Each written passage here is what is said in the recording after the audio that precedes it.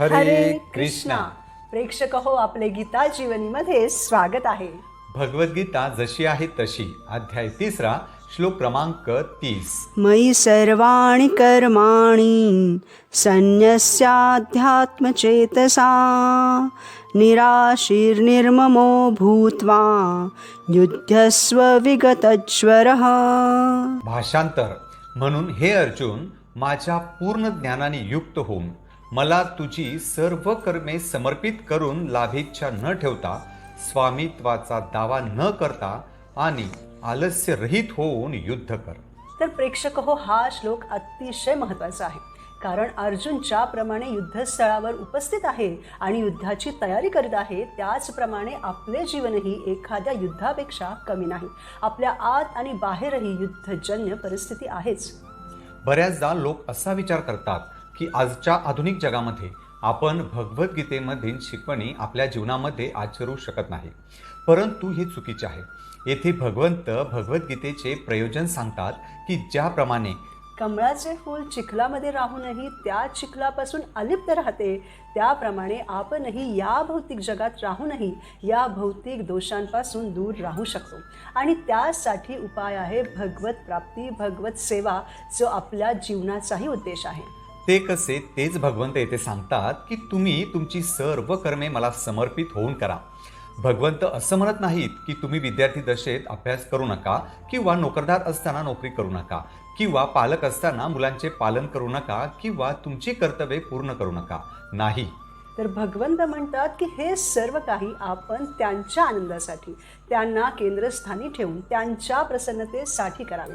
कारण प्रत्येक गोष्टीचे स्वामी परमपुरुष भगवान श्रीकृष्णच आहेत. म्हणजे प्रेक्षक हो, सकाळी केवळ 2 मिनिटं भगवंतांसमोर उदबत्ती ओवाळायची असा याचा अर्थ होत नाही. तर आपण जे काही करतो, झोपेतून उठणे, आवरणे, स्वयंपाक करणे, ऑफिसमध्ये जाणे, घरातली कामे, बाहेरची कामे करणे, ही सर्व कर्तव्ये भगवंतांना समर्पित होऊन, भगवंतांना प्रसन्न करण्यासाठी कृष्ण भावना भावित होऊन भगवंतांचे स्मरण करून आपण केली पाहिजेत. ती कशी, तर त्याबद्दल श्रीकृष्ण सांगतात की आपण ज्ञानयुक्त होऊन आपली कर्तव्ये पूर्ण केली पाहिजे. कारण जर आपल्याला श्रीकृष्णांबद्दल ज्ञान नसेल तर इतर सर्व प्रकारचे ज्ञान हे अपूर्णच आहे. आपण बुद्धीचा वापर करून हा विचार केला पाहिजे की आपण या संसारामध्ये ज्या काही गोष्टी एकत्रित करीत आहोत, त्या तर अशाही आपल्यापासून वेगळ्या होणारच आहेत. म्हणून बुद्धीचा उपयोग करून त्या गोष्टींमध्ये न अडकता भगवंतांच्या सेवेत आपण स्वतःला लावले पाहिजे. आणि कोणत्या भावाने, तर निराशीर आणि निर्ममो या भावाने. तर प्रेक्षक हो, निराशीर म्हणजे फळाची इच्छा न करता कर्म केली पाहिजेत. जसे आपण बघतो की बँकेतील क्लार्क सतत पैसे मोजत असतो. एखाद्या दिवशी तो लाखो करोडो रुपये मोजतो, तर एखाद्या दिवशी तो हजारोच रुपये मोजतो. पण मग तो जेव्हा लाखो करोडो रुपये मोजतो तेव्हा तो खूप आनंदीही होत नाही, किंवा तो जेव्हा हजारोच रुपये मोजतो तेव्हा दुःखीही होत नाही. का? कारण त्याने कमी पैसे मोजले किंवा जास्त पैसे मोजले की तरी त्याने त्याचं काम प्रामाणिकपणे केलेलं असल्यामुळे मॅनेजर त्याला त्याचा पगार देतो. इतर लाभाचा त्याला लोभ नसतो. यासाठी आपण शास्त्रांमधून बळी महाराजांचं उदाहरण घेऊ शकतो. बळी महाराजांनी देवांचे साम्राज्य जिंकले होते. त्यांच्याकडून ते हस्तगत करून पुन्हा त्या देवांकडे देता यावे, यासाठी भगवान श्रीकृष्णांनी एका बटूचे, वामन देवाचे सुंदर रूप धारण केले होते. तेव्हा बळी महाराजांनी त्यांना त्यांचे संपूर्ण ऐश्वर्य दिले आणि शेवटी देण्यासाठी असे काहीच उरले नाही. तेव्हा त्यांनी भगवंतांना पूर्णपणे शरणागत होऊन कोणत्याही लाभाची अपेक्षा न ठेवता स्वतःलाच त्यांना देव केले. त्याचप्रमाणे आपण कोणीही असो, गृहस्थ असो, व्यावसायिक असो, नोकरदार असो, विद्यार्थी असो, आपण भगवंतांना प्रसन्न करू शकलो तर आपली कर्तव्ये ही पूर्ण होतात. तसेच निर्मम म्हणजे स्वामित्वाची भावना न ठेवता, म्हणजे मीच स्वामी आहे, मीच मालक आहे आणि या गोष्टी मला मिळाल्याच पाहिजे, अशी भावना न ठेवता आपण आपली कर्तव्ये पूर्ण केली पाहिजेत. जसे तो बँकेतील क्लार्क बँकेसाठी लाखो रुपये मोजतो, पण तो एका पैशावरही आपला दावा करीत नाही. किंवा विद्यार्थ्याने खूप छान अभ्यास केला आणि परीक्षेमध्ये खूप छान पेपर लिहून तो घरी आला आणि फळाची अपेक्षा केली नाही, परंतु त्यानं त्याचं कर्तव्य 100% पार पाडलं, तर एकतर त्याला ताण येणार नाही आणि त्याचे मन हलके राहील. त्याचप्रमाणे मनुष्याने जाणले पाहिजे की जगातील कोणतीही वस्तू कोण्या एका व्यक्तीच्या मालकीची नाही, तर प्रत्येक वस्तू भगवंतांच्या मालकीची आहे. आपण सर्वजण मालकी हक्क गाजवतो. मीच करता धरता आहे, मीच नियंत्रक आहे असेच आपल्याला वाटते. म्हणून येथे भगवद्गीता आपल्याला शिकवते आहे की आपल्याला निर्मम व्हावे लागेल, म्हणजेच स्वामित्वाच्या भावनेपासून दूर राहावे लागेल. उदाहरणार्थ परीक्षित महाराज एक महान सम्राट होते आणि राज्याच्या सर्व ऐश्वर्यांनी ते संपन्न होते. त्यांच्या राज्यात भरपूर दूध, धान्य आणि मौल्यवान धातू होते. सर्व नद्या, सर्व पर्वत प्रचूर खनिज द्रव्यांनी संपन्न होते. म्हणून भौतिक दृष्टीने सर्व गोष्टी संतोषजनक होत्या.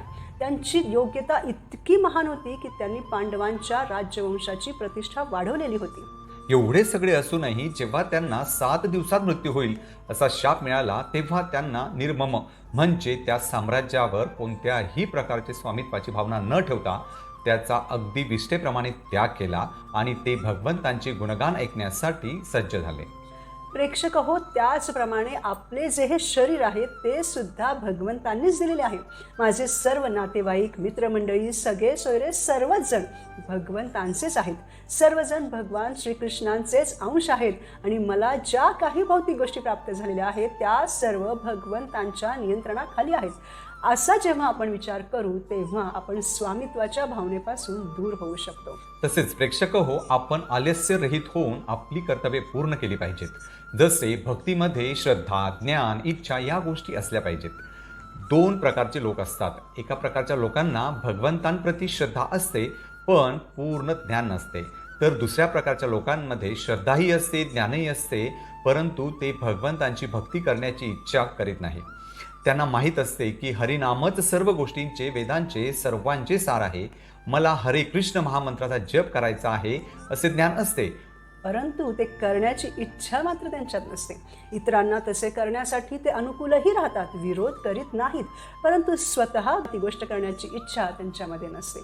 पण काही लोक तर अशी इच्छा करतात की मला उत्तम अधिकारी बनायचं आहे, शुद्ध नाम घ्यायचं आहे, परंतु जेव्हा प्रत्यक्षात कर्म करण्याची वेळ येते तेव्हा मात्र हे लोक त्यांच्या मनाच्या समोर हरतात. आज नाही, उद्यापासून लवकर उठू, आज नको, आत्ता नको, थोड्या वेळानंतर जप करू, वगैरे वगैरे.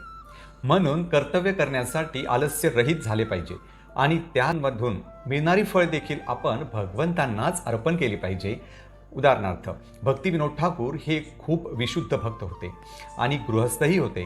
ते त्यांचे पूर्ण गृहस्थ जीवन आणि व्यावसायिक जीवनसुद्धा यशस्वीरित्या जगत असतानाही सर्व काही भगवंतांच्या प्रसन्नतेसाठीच करत होते. अशा प्रकारे आपण आपली कर्तव्ये शिस्तबद्ध रीतीने पार पाडली पाहिजे. जे लोक शिस्तबद्ध रीतीने त्यांचं कर्तव्य करतात त्यांना भगवंत सहकार्य करतात.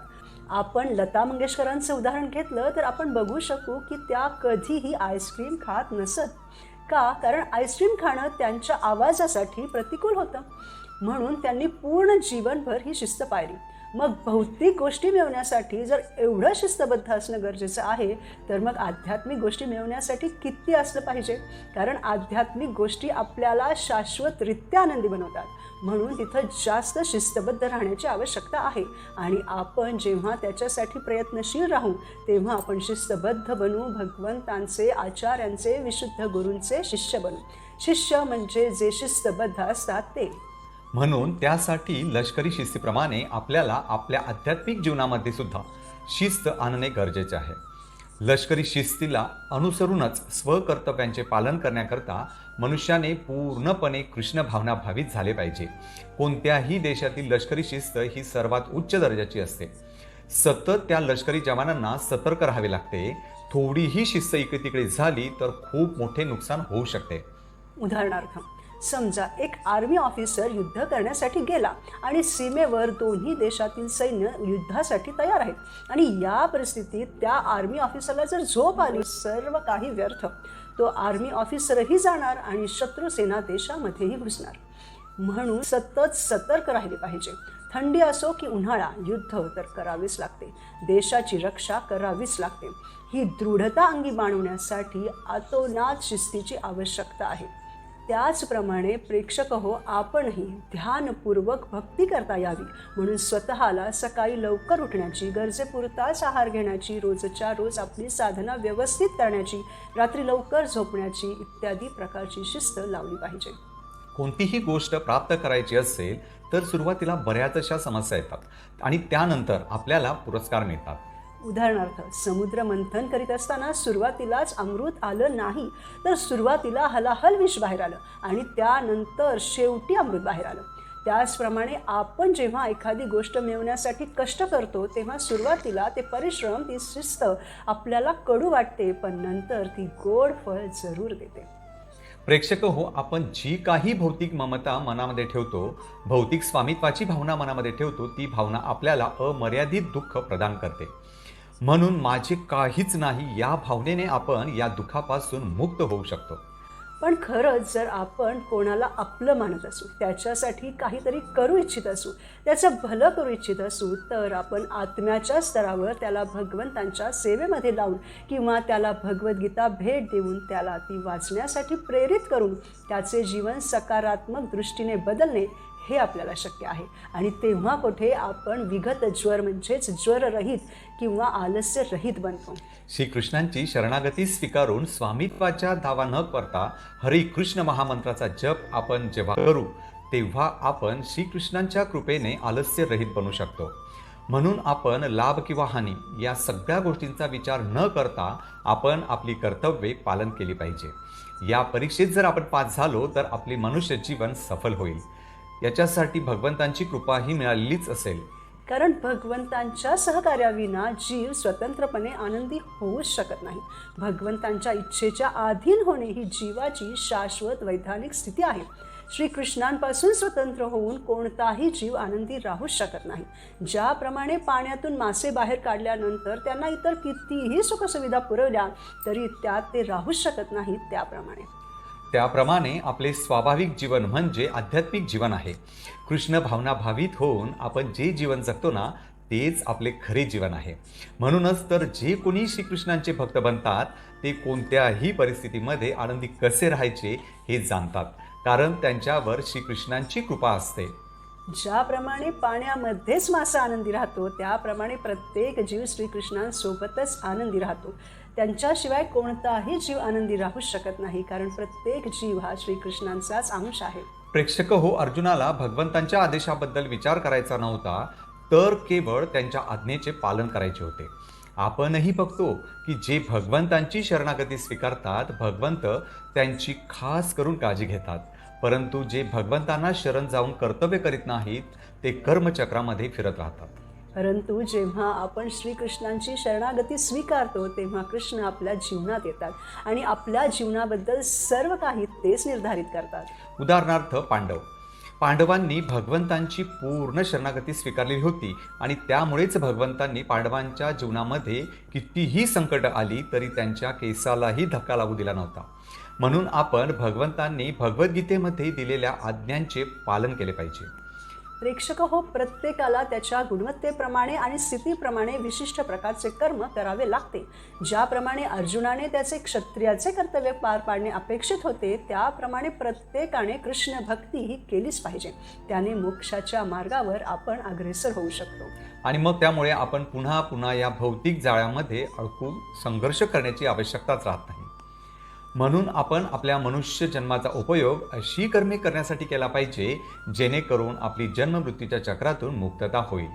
म्हणून प्रेक्षक हो, जीवनात आनंदी राहण्यासाठी आपण पूर्णपणे भगवंतांची शरणागती स्वीकारली पाहिजे आणि आपल्या कर्तव्यांची पूर्ती केली पाहिजे. पुढील भागात आपण भगवद्गीतेच्या 3ऱ्या अध्यायातील पुढील श्लोकांवर मनन करू. भगवद्गीतेमध्ये दिलेल्या आज्ञांचे पालन करूयात, शाश्वत आनंदी होऊयात. धन्यवाद. हरे कृष्णा.